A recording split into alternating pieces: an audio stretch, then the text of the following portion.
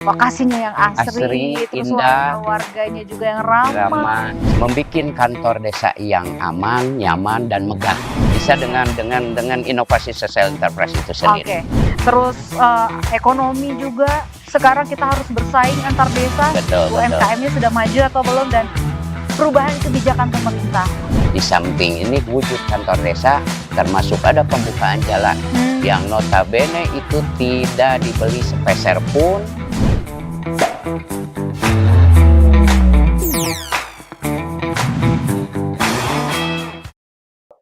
Halo teman desa, kita berjumpa lagi bersama saya Nuka Azwita pastinya di podcast Teras Desa untuk Maju Mandiri dan Sejahtera, pastinya di channel Teras Bersama. Nah, seperti biasa kita bakal bahas nih tentang program P3PD. Apa sih P3PD itu, atau yang biasa disebut dengan program penguatan pemerintah dan pembangunan desa. Nah, kali ini Nuka sudah berada di salah satu desa di Kabupaten Garut. Namanya cukup unik karena kalau berbicara soal cinta, siapa sih yang nggak tahu? Sama seperti nama desa ini, yakni Desa Cinta yang ada di Kabupaten Garut. Dan untuk membahas tentang membuat maju desa, Nuka nggak sendiri seperti biasa. Nuka sudah ditemani oleh narasumber yang cukup luar biasa juga pada hari ini. Jadi ada Kepala Desa Cinta. Pastinya penuh cinta nih ya Kang ya.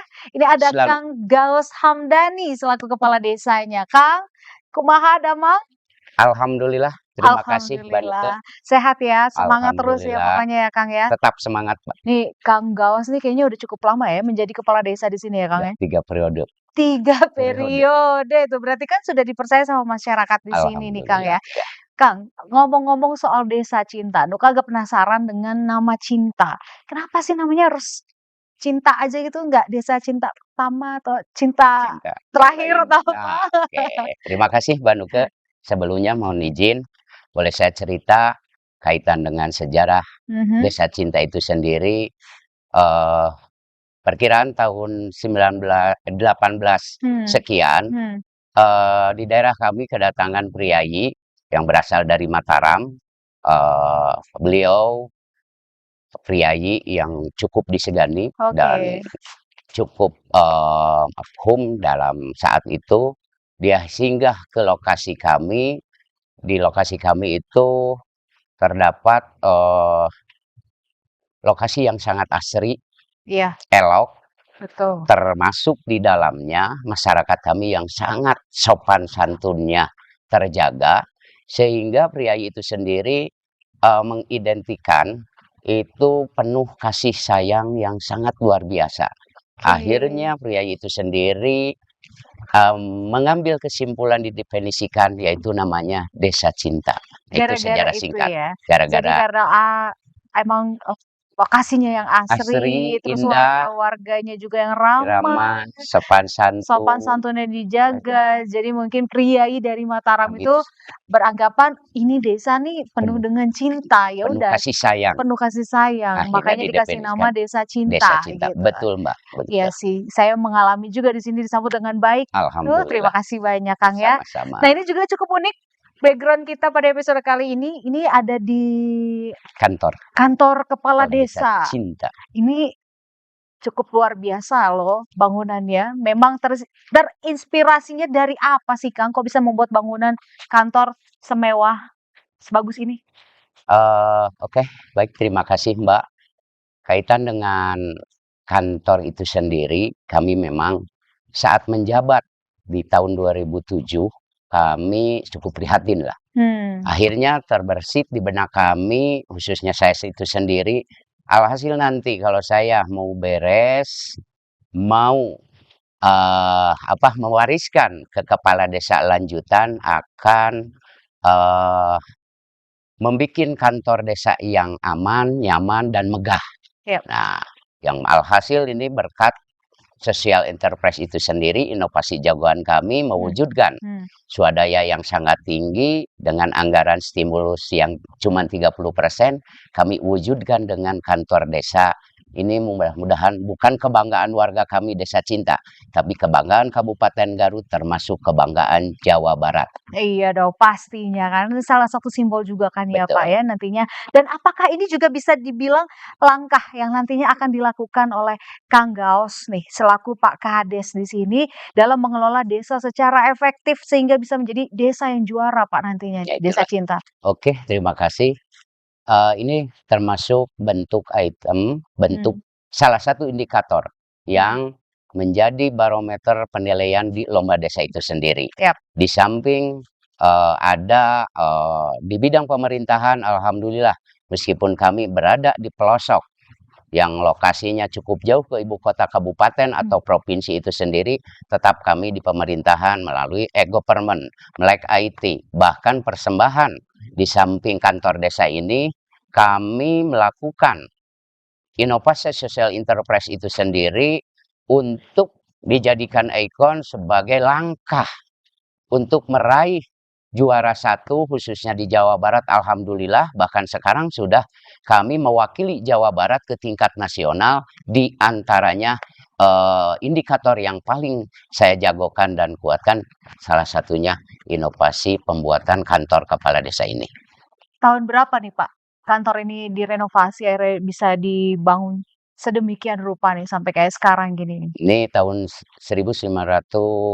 2019, Mbak. Oh baru ya? Baru. Baru Ini ya? diresmikan 2022 oleh Pak Gubernur itu sendiri, dihadiri oleh Pak Kapolda. Alhamdulillah ini jadi magnet kuat.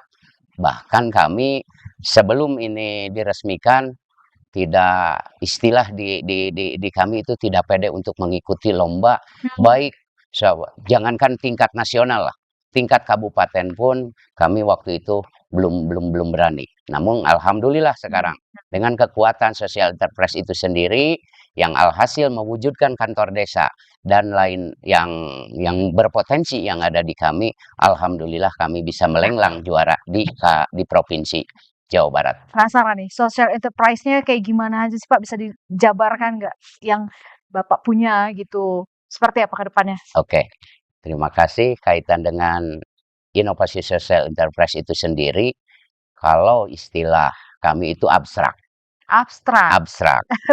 Cuman kami bisa merasakan dan inovasi social enterprise itu sendiri, Mbak, bukan setahun 2 tahun kami melakukan pendekatan, Betul. melakukan edukasi dengan masyarakat Mhm. melalui kebersamaan. Intinya itu bisa mewujudkan dengan inovasi social enterprise itu sendiri kami punya prinsip bukan cuman profit, tapi kami mengedepankan benefit, yaitu Benefit, lebih Pak. ke keberkahan. Nah, alhasil yang inovasi social enterprise itu sendiri berupa abstrak, tapi kami merasakan dampak dari inovasi itu sendiri. Di samping ini wujud kantor desa, termasuk ada pembukaan jalan yang Mmm, notabene itu mhm, tidak dibeli sepeser pun mhm. dengan swadaya murni dari masyarakat Jadi termasuk dikumpulin tenaganya, ya, Pak, ya? dikumpulin. Oke. Bahkan kalau diuangkan yang panjangnya 4.000 meter, lebar 3 meter itu sendiri, kalau diuangkan hampir itu kurang lebih 3 miliar, Mbak. Wow, luar biasa. Alhamdulillah. Alhamdulillah ya, Pak, Itulah luar warga biasa kami. banget ya. Betul, Padahal bisa dibilang siapa sih yang nyangka bisa terkumpul dana segitu ya, segitu. Pak, ya. Tapi Betul. ternyata bisa ya? Bisa Bisa. dengan inovasi social enterprise itu sendiri. Oke, balik lagi nih Pak, dalam merencanakan dan melaksanakan program pembangunan desa. Seperti apa rencana ke depannya, Pak? Rencana ke depan kami berawal Hmm. dari Musdus, Musrenbangdus, Musren, Musrenbangdus, oke. istilahnya Mhm. musyawarah pembangunan dari dusun. Oh, Itu oke, baik. perencanaan dulu, terus kita mengakomodir apa yang dibutuhkan, apa yang diprioritaskan, yang nantinya dibawa ke Musrenbangdes. Musrembang Bangdes. Des, oke. Nah, yang nantinya diklarifikasi, difilter kembali apa yang jadi skala prioritas Hmm, dalam perencanaan pembangunan itu sendiri, hmm, diputuskan nanti dikolerasikan dengan anggaran yang ada dari pusat, provinsi maupun dari kabupaten itu sendiri. Bahkan kami selalu mengakomodir keterbatasan anggaran dana desa Yap.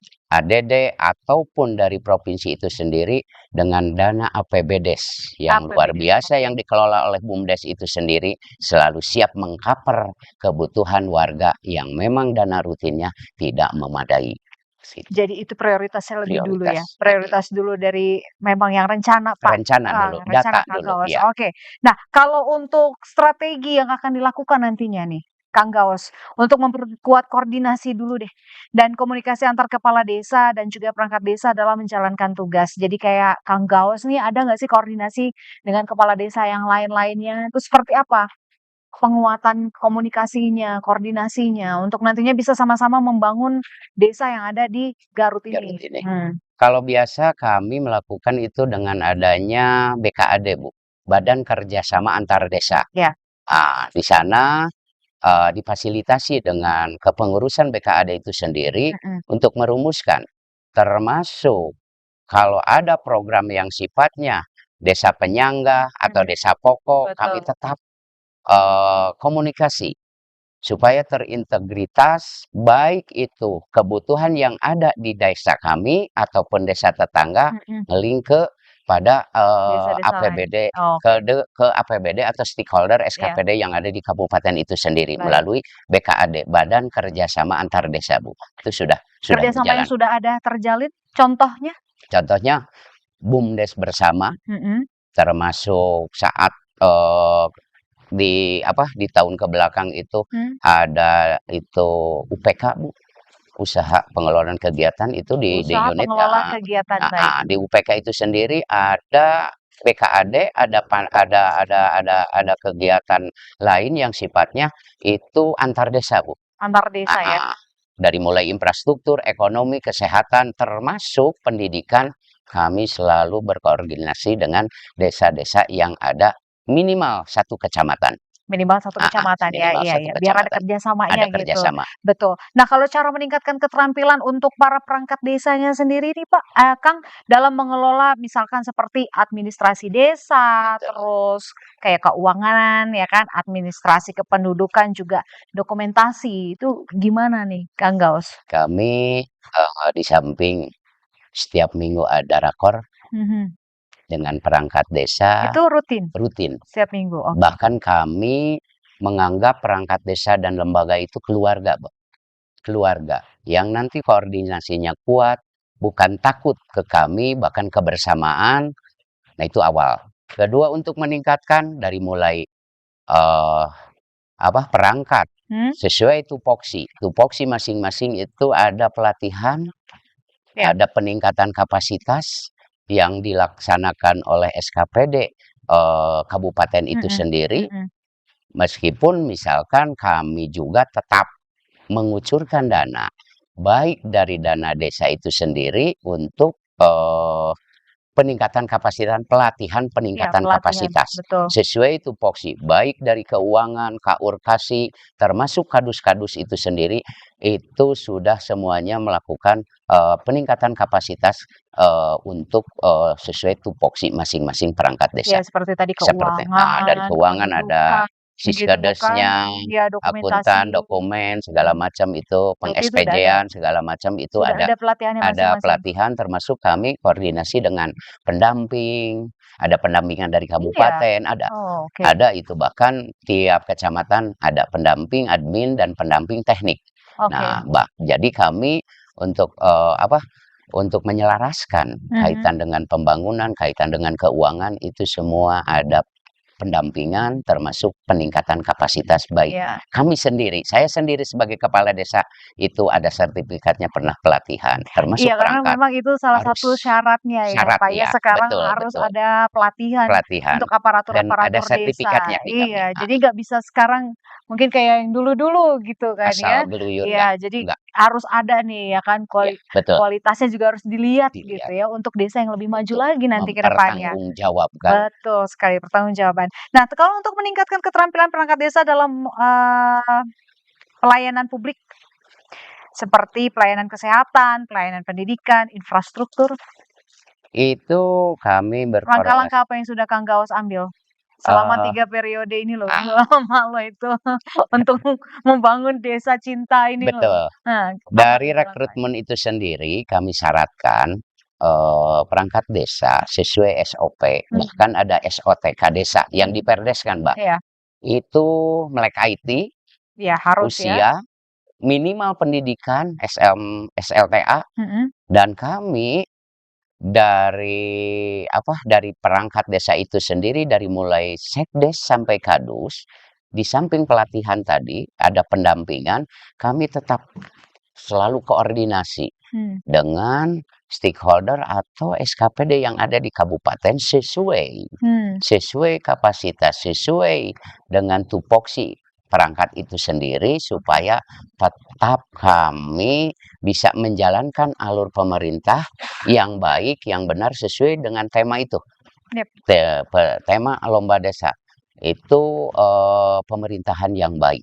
yap, betul. Yang baik itu udah include ke sesuai aturan Mhm. yang jadi acuan di sesuai Permendagri lah nomor 8 tahun 2020. Berarti sekarang aparatur-aparatur desa dalam pelayanan publik ini sudah sesuai standar? Sesuai, Sudah sudah. sudah. Tadi usianya dari berapa sampai berapa, Pak? Belum dijelaskan tadi tuh. Kalau usia rekrutmen itu minimal 25, Mbak. 20 21 21 maaf. paling muda, sampai Maksimal 60, maksimal 60. 60 tahun. Pendidikan Jadi SLTA SLTA. dan Jadi di setaranya. aparat itu nggak ada perorganisasi. Oke baik. Seandainya kalau misalkan ada hal-hal yang memang, melanggar hukum, Mhm. Nah indisipliner, itu seperti apa? atau itu nanti ada kami bermusyawarah dengan BPD. Hmm. Apakah di-rolling atau di SP, ya nantinya mungkin bisa di PHK juga. Iya, berarti cukup tegas ya untuk Betul, perangkat-perangkat desa yang mungkin akhirnya melenceng tidak melenceng atau baik. gimana itu udah Iya, nggak bisa ditolerir. udah nggak bisa ya, apalagi itu menyalahgunakan anggaran gitu kan. Anggaran Nah, termasuk mungkin attitude, Bu, ya Mbak, attitude itu attitude yang paling itu ini, paling penting ya. yang paling penting karena kami melayani masyarakat lah. Ah, betul Kami pelayan masyarakat yang betul. memang harus semaksimal mungkin dalam pelayanan itu sendiri kami berikan Hmm, kepada masyarakat selain mungkin mengikuti IT dan sebagainya. Terima mhm kasih. mhm. Kita balik lagi di kegiatan pelatihan tadi yang sudah ada, menurut Kang Gaus sudah dilakukan, Ya, rutin bahkan ya. Nah, apakah yang diselenggarakan itu sudah ada terlihat gitu signifikannya peningkatan kapasitas kepala desanya dan perangkat desa juga dalam menghadapi sekarang kan perubahan sosial cukup betul, cepat apalagi teknologi udah maju banget jadi betul. apapun masyarakat gampang terserap mendengar berita-berita mana yang hoax, mana yang benar kadang nggak difilter Filter, gitu ya, kan. Terus, ekonomi juga sekarang kita harus bersaing antar desa, betul, betul. UMKM-nya sudah maju atau belum, dan perubahan kebijakan pemerintah. Apa, sudah ada apa aja peningkatannya selama ini, Kang? Korelasi dari pelatihan itu sendiri, kami suka melihat itu minimal seminggu sekali, bahkan 3 bulan sekali ada sejenis evaluasi, Mbak. Oh, bagaimana kinerja Ah, perangkat desa dari dari segi absensi, ekonomi, heeh, dari kedisiplinan dulu lah, kedisiplinan dulu lah ya, oke. disiplinan dulu, terus keduanya itu saling, karena gini, dari aparat, dari kepala desa sebagai PPKD Hmm, ke sekdes itu alurnya, eee, jalur instruksinya, jalur koordinasinya jelas. oke. Kami justru di sana itu menempatkan seorang sekdes untuk melihat kinerja, apalagi yang pemegang khususnya di anggaran, Mbak. Oke. Nah, Itu dia, itu yang di krusial anggaran. ya. Kekhawatiran kami Iya, karena apa? Kepala desa, jangankan perangkat masyarakat kena ada apa, itu pasti kepala desa yang jadi penanggung jawab. iya. Mana nih kepala desanya? Seperti Itu. apa nih tanggung jawabnya? Nah, itu Pasti termasuk apalagi pertama itu kali. perangkat. Betul. Perangkat desa sekarang kan apalagi sekarang udah ada siltap, Bu. Apa itu, Kak? Siltap. Itu penghasilan tetap. Oke, siltap, Penghasilan penghasilan tetap tetap. yang memang ngejamin dari kehidupannya itu sendiri supaya fokus untuk kerja Oke. dan tidak dalam tanda kutip, eee, melakukan menceng ke Anggaran ranah ya. hukum. Kayak gitu. Apalagi kasus-kasus belakangan lagi sering banget ya, Pak, ya. Aparatur desa mungkin terjerat kasus hukum apa jangan sampai di sini begitu ya, Pak, Betul, ya. betul. Kalau UMKM-nya sendiri di situ sudah maju belum sih? Alhamdulillah ini Oh, merangkak, kebetulan kami termasuk, ada home industry yang cukup banyak, dari mulai snack cinta, dari mulai kicimpring cinta, ya serba cinta lah, yang Boleh bisa semua. ya nanti mungkin bisa ke spot yang nanti setelah ini kita kunjungi. UMKM itu sendiri ada yang dibina oleh kami kolaborasi Pentaheal. Pentahelix. Oke. Di antaranya ada UMKM KWT Mandiri Hmm. yang berada di RW 05 itu udah Hmm. binaan Pertamina Geothermal Energy. Oh, Kebetulan ini kerjasama ya. ring 1, Ya, area kerjasama berarti Karaha, ya dengan itu pihak-pihak. binaan. Oh, oke. Termasuk Oh. dari Indak selalu rutin. Dari mulai edukasi, Mm-mm. termasuk pengepakan, penggorengan, pengolahan segala macam kalau makanan. Mm-mm. Bahkan di KWT itu sendiri ada pengurai sampah, memanfaatkan sampah plastik yang tidak ada nilainya dengan kreativitas Didaur melalui ulang. pelatihan, didaur ulang bisa menjadi ada nilai. Jadi Termasuk barang bernilai jual lagi gitu. termasuk pencari kerja kami pernah menganggarkan yaitu untuk BLK di sini dilaksanakannya. Usia-usia produktif yang Oke. memang mau pada kerja kami menganggarkan BLK yang dilaksanakan di desa untuk pencari kerja supaya tidak ada kendala keahliannya. Kami Oke. melakukan itu. Terus untuk perubahan sosial kayak sekarang kan teknologi maju nih Pak. Betul. Perkembangan IT udah semakin maju. Nah, untuk masyarakat di Desa Cinta sendiri nih gimana menghadapi perubahan sosial yang dikit-dikit viral, dikit-dikit Betul. viral. Apakah sumber internet di sini juga sudah memadai atau gimana? Alhamdulillah. Karena di sini kami juga tekankan termasuk koordinasi dengan Diskominfo itu sendiri, karena kami menggunakan khususnya di BUMDes itu sendiri untuk memfasilitasi kaitan produk yang diunggulkan di Desa Cinta itu melalui Masterplace. Itu dengan serba online yang alhamdulillah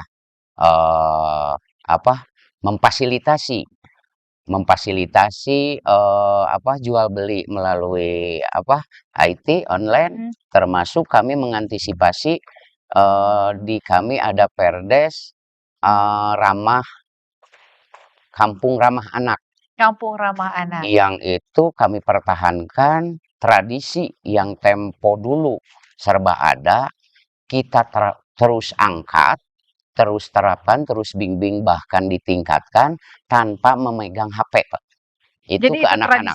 Tradisinya udah anak-anak. diterapkan anak-anak. Direhat karena khawatir dengan kecanduan ya. Atau dengan mendapatkan informasi yang seharusnya belum itu boleh didapatkan. Jadi nanti meskipun sekali-kali ada yang urusan gara-gara IT, ada gara-gara IT ke ranah hukum, tapi alhamdulillah bisa terselesaikan. Bisa terselesaikan. Nah itu bahkan kami juga udah menjadi desa bersinar, Bu. Desa bersih dari narkoba. Alhamdulillah bahkan kategori desa tangguh. Nah ini. Oh, oke. Nah, agak penasaran juga dengan kontur jalan pas menuju ke Desa Cinta ini. Nah, itu gimana? Kang Gaus menghadapi tantangan mungkin jalanan yang masih banyak kerusakan, infrastruktur yang mungkin belum memadai untuk bisa dilewati banyak orang gitu. Biar nantinya kan wisatawan nggak hanya domestik, siapa tahu dari mancanegara bisa berkunjung ke sini. Kayak apa sih Desa Cinta? Seramah apa sih gitu sampai namanya cinta? Betul, cinta ya. Tapi jalanannya rusak kan nggak mau kita dapat momok seperti itu gitu ya. Kang Gaus maunya seperti apa ke depan ini? Oke, terima kasih. Kaitan dengan itu memang itu ranahnya di luar ranah desa ya. Oke. Kami mungkin terima kasih. Ini mungkin masukan yang luar biasa. Karena sebelum nyampe ke Desa Cinta itu ada jalur-jalur jalan penyangga. Harapannya dari mulai Pemda Kabupaten Garut lah khususnya. Karena itu jalur jalan yang penyangga di sini dominan itu udah jalan kabupaten. Meskipun di jalan lingkungan khususnya yang ada di Desa Cinta, alhamdulillah sudah tidak ada yang jalan bergelombang. Namun untuk yang penyangga, penunjang menuju ke Desa Cinta jalan kabupaten, ya mudah-mudahan dengan melalui acara ini, khususnya Pak Bupati bisa melihat ya, bisa berkonsentrasi, bisa membantu untuk Menunjang ya? memperbaikilah, Menunjang untuk menunjang memperbaiki mem infrastruktur jalan di sini gitu ya? kalau mudah-mudahan di tingkat provinsi itu sendiri bisa bisa meneteskan, Juga melihat gitu ya? melihat dan Oke. pernah pada ke sini, mudah-mudahan itu bisa membantu memperbaiki sehingga, mobilisasi, keamanan, kenyamanan di jalan menuju Desa Cinta yang mudah-mudahan harapan kami juara nasional, Amin. amin, nantinya pada datang ke sini tidak ada keluhan, mudah-mudahan enjoy, nyaman, dan bisa diperhatikan Nah, dan diperbaiki oleh betul. Pemda itu sendiri. Enjoy, nyaman. Partisipasi masyarakatnya sendiri dalam pengambilan keputusan pembangunan desanya seperti apa? Dan bagaimana juga, Kang, cara efektif melibatkan perangkat desa dalam proses tersebut? Jadi masyarakat dan perangkat desa bagaimana kalau dalam mengambil keputusan? Kalau dalam mengambil keputusan di ranah desa, alhamdulillah pertama pengumpulan data dulu, Mbak. Data apa nih? Data kaitan dengan jalur yang disepakati yang akan dibangun itu sendiri dilihat dari database penerima manfaat, Mbak. Manfaatnya. Manfaatnya. Ya. Satu penerima manfaat seperti gini, jalur sini misalkan 1 kilo dengan menghabiskan 400 juta. Ternyata di titik akhirnya itu tidak ada penduduknya. Itu jadi pertimbangan kami. Nah, akhirnya dengan ini perangkat desa semua termasuk kadus, RW, RT sampai lapisan bawah masyarakat Toga Toma juga kami mensiasati itu yang jadi skala prioritas. Intinya membangun segala sesuatu yang ada di desa kami itu tidak ada kepentingan tapi kebutuhan. Ya, Kebutuhannya banyak. Dari anak sekolah termasuk mobilisasi untuk meningkatkan ekonomi itu yang jadi skala prioritas kami. Yang tadinya misalkan tidak ada jalan, ada kos untuk pengeluaran dipikul, dengan adanya akses jalan, roda 4 masuk, itu jelas membantu meningkatkan ekonomi. Keselamatan jelas. Nah, itu yang jadi prioritas kami saat untuk isu strategis, termasuk mengangkat skala prioritas filter yang kuat. Dan kami dengan aparat melakukan pendekatan termasuk bukan cuma sosialisasi, tapi merumuskan dengan baik sehingga tidak ada dampak pasca pembangunan itu sendiri, tidak ada yang tidak berguna benar-benar. Ya, intinya musyawarah terlebih dahulu untuk mengambil suatu keputusan yang gitu jadi ya. pedoman musyawarah. Oke, Kang, kita masih mau bahas lagi tapi nggak di episode kali ini. Mungkin kita boleh minum dulu. Boleh. Terima kasih. Kita minum sampai dulu lupa. Ya. Iya kan? Oke, Kang, nanti kita mau masih bahas lagi tentang langkah-langkah yang bisa diambil untuk meningkatkan keterampilan masyarakat di desa. Tapi kita nggak bahas di sini. Kita bahas di next episode-nya lagi. Sambil kita mau lihat bagaimana keindahan Desa Cinta yang ada di Kabupaten Garut ini. Kita muter-muter dulu aja. Boleh, nanti kita muter-muter ya. Potensi ada di Desa Cinta. Boleh, termasuk domba Garut ada. Oke. Ya. Di KWT Harumadu jagoan itu yang menekan inflasi Kabupaten Garut. Gitu. Termasuk ada di Desa Cinta. Oh, baik. Boleh. Nanti kita akan bahas selain itu tadi, kita akan keliling-keliling Desa Cinta. Sebentar. Kang Gaus, terima kasih banyak sama-sama untuk episode kali ini. Terima kasih, semoga berkah. Berkah juga buat Kang Gaus selaku Kepala Desa di Desa Cinta. Udah apalagi udah 3 periode, berarti kan masyarakat udah percaya nih. Makasih banyak, sehat selalu ya Kang ya. Sama-sama. Ya teman desa, cukup sekian episode kali ini. Nanti kita akan bahas lagi tentang program P3PD di next episode, pastinya di podcast Teras Desa untuk maju mandiri dan sejahtera. Jangan lupa untuk subscribe channel Teras Bersama. Jangan lupa juga di komen, di like, di share. Boleh banget. Nah, nanti Nuka akan bahas lagi tentang program-program selanjutnya bersama dengan Kang Gaus. Jadi jangan kemana-mana, tetap di Teras Desa. Nuka Aswita beserta kru yang bertugas pamit undur diri. Sampai jumpa. Kang, makasih banyak.